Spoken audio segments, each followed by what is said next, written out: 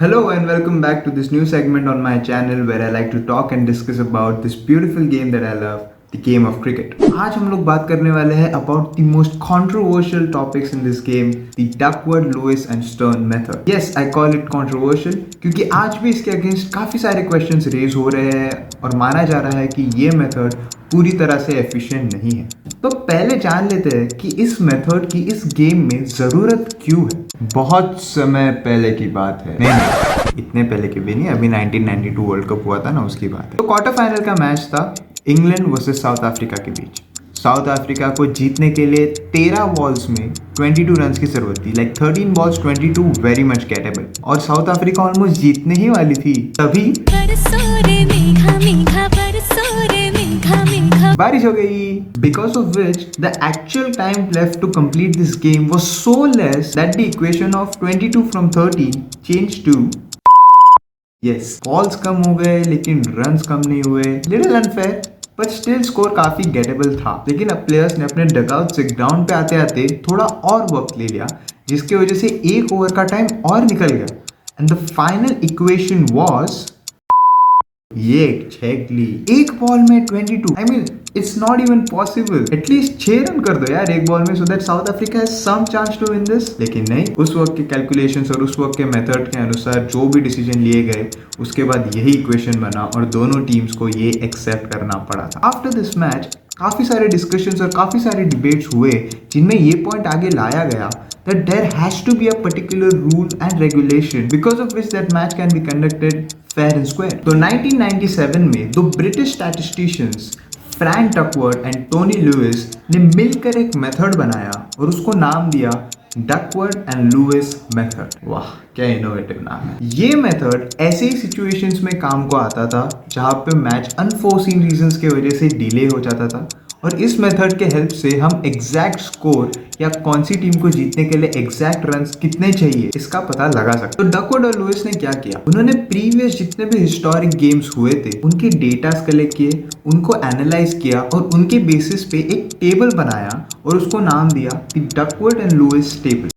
वाह फिर से इनोवेटिव नाम। तो ये टेबल है क्या? अब ये टेबल एक बेसिक फैक्टर को दिमाग में लग के बनाया गया था, विच इज द रिसोर्सेज। अब यार रिसोर्सेज क्या होता है? समझ लो आपको कोई टास्क दिया, जैसे कि आपको चाय बनानी है, तो वो चाय बनाने के लिए जो जो चीजें आपको लगेंगी, फॉर एग्जाम्पल चाय पत्ती, तो वो हो गया आपका रिसोर्स। तो सिमिलरली एक क्रिकेट मैच जीतने के लिए आपको जो जो चीजें लगेंगी वो होंगे आपके रिसोर्सेज। तो क्रिकेट मैच जीतने के लिए आपको कौन सी दो चीजें बहुत इंपॉर्टेंट है? एक है विकेट्स और दूसरे है ओवर्स, और यही है आपके रिसोर्सेज। और डकवर्थ लुइस टेबल में भी विकेट्स लॉस्ट और ओवर्स इन हैंड यानी ओवर्स लेफ्ट, इनके बेसिस पे आपके कितने परसेंट ऑफ रिसोर्सेज अभी बाकी है ये पता लगता है। अब ये डीएल टेबल हम रीड कैसे करते हैं? समझ लीजिए एक टीम है, टीम 1, जो एक 50 ओवर्स का ओडीआई मैच खेल रही है। उन्होंने बैटिंग की और 10 ओवर बैटिंग करने के बाद उनका स्कोर है 100 at the loss of 2 wickets. तो अभी उन्होंने कितने परसेंट रिसोर्सेज यूटिलाइज किए, आइए देखते हैं। If you look on the DL table,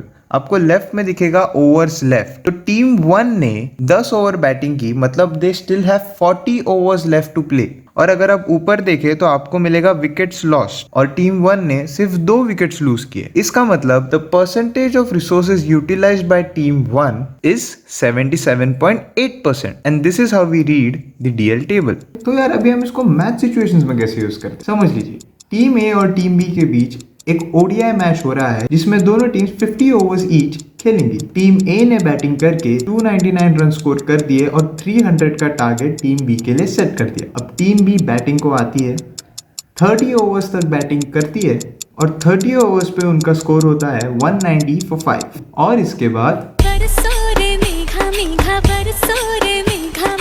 बारिश हो गई, और बारिश इतनी जोर से हुई कि मैच अबैंडन हो गया। तो अब पता कैसे लगेगा कि मैच जीता कौन और मैच हारा कौन? तो ऐसे सिचुएशंस में we use the Duckworth Lewis method. कैसे, आइए देखते हैं। तो टीम बी का score at the end of 30 overs was 190 for 5। इसका मतलब उनके पास 20 ओवर बाकी थे और वो 5 विकेट खो चुके थे। So according to the Duckworth Lewis table, उनके पास 38.6% रिसोर्सेज अभी बाकी थे। इसका मतलब 100 माइनस 38.6, 61.4% ऑलरेडी यूज हो चुके थे। तो 61.4% ऑफ 300 करते तो हमें मिलता 184.2, और ये है हमारा पार स्कोर। अब पार स्कोर क्या होता है? तो डकवर्थ लुईस टेबल के थ्रू जो एक स्कोर निकल के आता है उसे हम कहते हैं पार स्कोर। जो टीम चेस कर रही है, अगर उस टीम ने पार स्कोर से एक रन भी ज्यादा बनाया, that means they have more than 50% chances of winning that match and eventually वो जीत जाएंगे। और अगर पार स्कोर से स्कोर कम है, इसका मतलब दे लॉस्ट। तो अभी हमारा पार स्कोर निकल के आया 184.2 which we rounded off to 184। और क्योंकि टीम बी ने 190 रन स्कोर कर चुके हैं, they are well about the par score और वो मैच जीत जाएंगे। यही अगर टीम बी 194.5 की जगह 194.6 होती तो पार स्कोर चेंज होके बन जाता 209 और टीम बी मैच हार जाती, बस they had score only 190 runs and they were 19 run short of it. ये तो हो गया एक बेसिक एग्जाम्पल। अब आपको एक क्लासिक एग्जाम्पल बताता हूँ। 2019 वर्ल्ड कप में श्रीलंका वर्सेस अफगानिस्तान के बीच में एक मैच हुआ था। उस मैच में श्रीलंका की फर्स्ट बैटिंग थी और उन्होंने 33 ओवर्स तक बैटिंग कर ली थी और उनका स्कोर था 182 फॉर 8। और तभी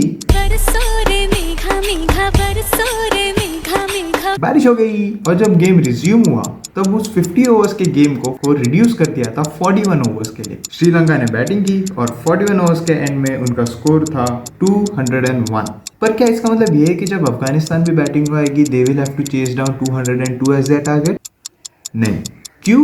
क्योंकि जब गेम 50 ओवर्स की थी, at the end of 33 overs Sri Lanka was 182 for 8। इसका मतलब उनको और 17 ओवर्स सर्वाइव करना था only with 2 wickets in hand, जो कि मोस्ट प्रोबेबली वो ऑल आउट हो जाते। बट क्योंकि the game was reduced to 41 overs, they could play more aggressively and they could reach to a target of 201। इसका मतलब अफगानिस्तान को बाहर आके make them bat 41 overs with a target of 202 little unfair। इसलिए इस जगह पे भी DLS मेथड का यूज किया गया था and the target was reduced to 187। अब देखते हैं ये कैसे हो।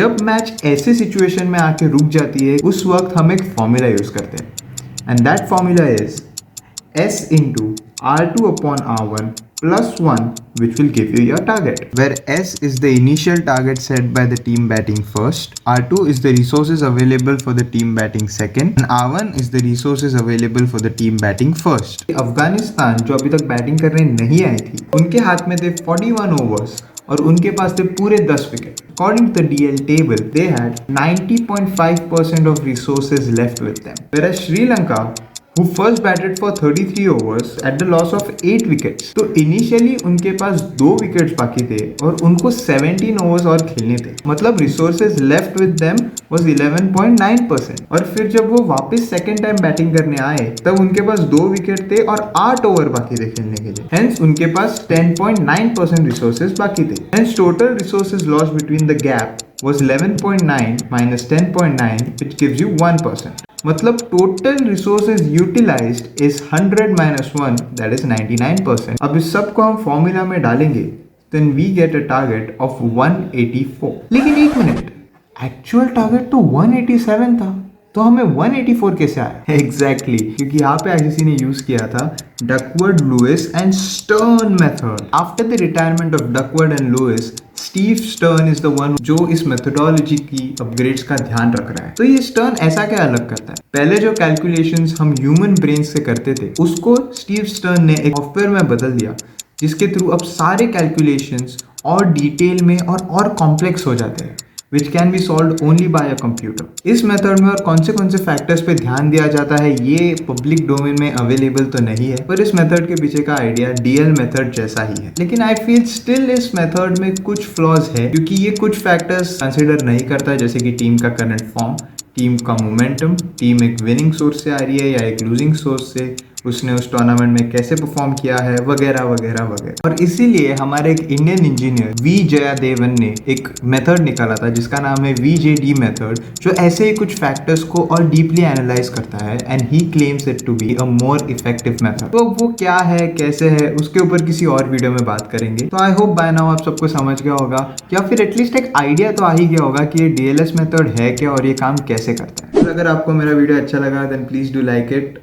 If you thought that you learned something out of it, then please share it with more people so that they can learn as well। and इतना सब कर ही रहे हो तो सब्सक्राइब भी कर ही दो। और अगर और कोई ऐसे टॉपिक्स है इस गेम के रिलेटेड जो आपको लगता है जिसके ऊपर मैं एक वीडियो बना सकता हूँ, या आप चाहते हैं कि मैं एक वीडियो बनाऊँ, then please drop it down in the comments। Thank you so much, thanks for watching, peace out।